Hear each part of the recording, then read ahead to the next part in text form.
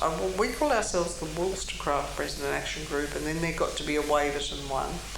And it was when the full impact of the worst of the 60s development was starting to show itself around North Sydney. And so I started with a couple of other women, and it was all really powerfully based women's movement. And in fact, in some ways, I sometimes think that it was our version of the women's movement. There were so many parallels. I didn't really feel the need to get involved in any of the women's movement stuff because I was doing that stuff through resident action in a way.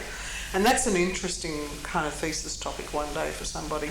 I got very involved, for example, in the Victoria Street Resident Action Group. And there were some about 4 of us from Wollstonecraft who were members of the Victoria Street Resident Action Group. Anyway, I started going to council meetings, and here I am in my very early 20s, and a bit of a confusion because I'm a successful young barrister's wife on the one hand, but still a radical from university days on the other. And I started sitting around council meetings listening to what I saw as these dreadful old middle-aged men, almost universally, make the most appalling decisions that were affecting people's lives, and the people not knowing their lives were being affected. And I remember one night there was an application to rezone the whole of Gerrard Street at Neutral Bay from single-family homes to 8-storey.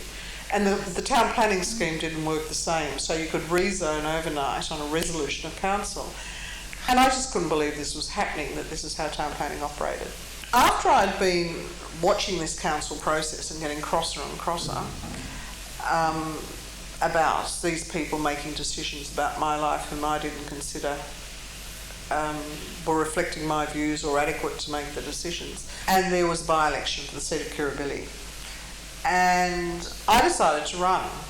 This was quite amazing to people because young women didn't do that really.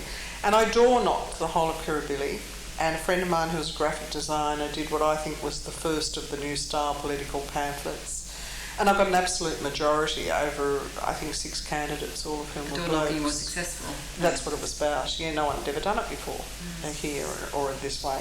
So it was a new style approach.